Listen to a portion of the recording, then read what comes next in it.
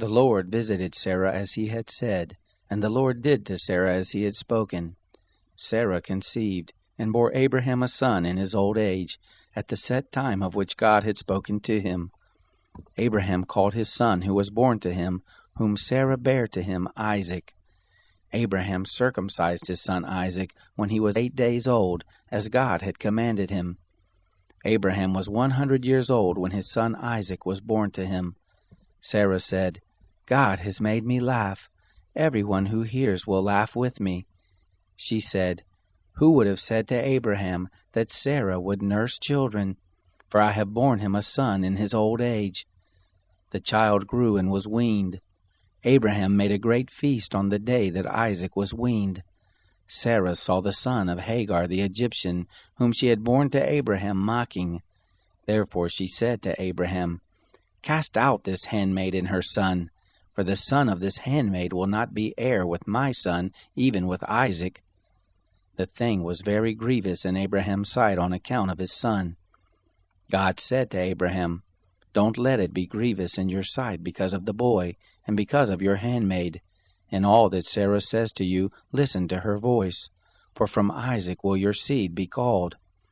Also of the son of the handmaid will I make a nation, because he is your seed.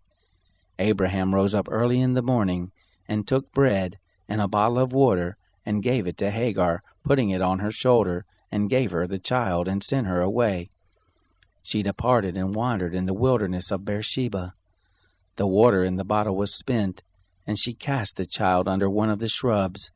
She went and sat down opposite him a good way off, about a bow shot away. For she said, Don't let me see the death of the child.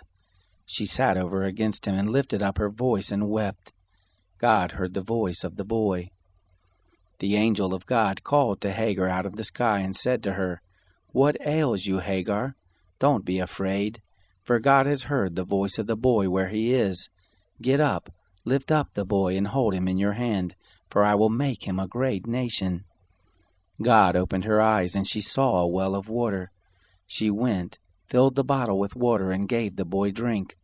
God was with the boy, and he grew.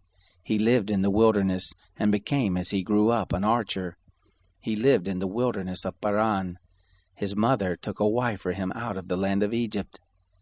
It happened at that time that Abimelech and Phicol, the captain of his hosts, spoke to Abraham, saying, God is with you in all that you do.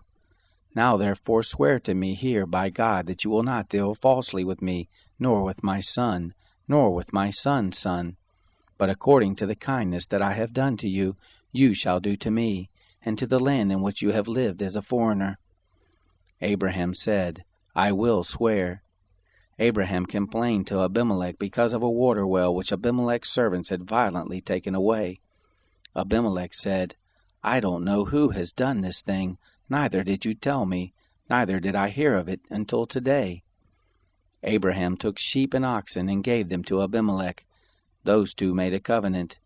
Abraham set 7 ewe lambs of the flock by themselves. Abimelech said to Abraham, What do these 7 ewe lambs which you have set by themselves mean?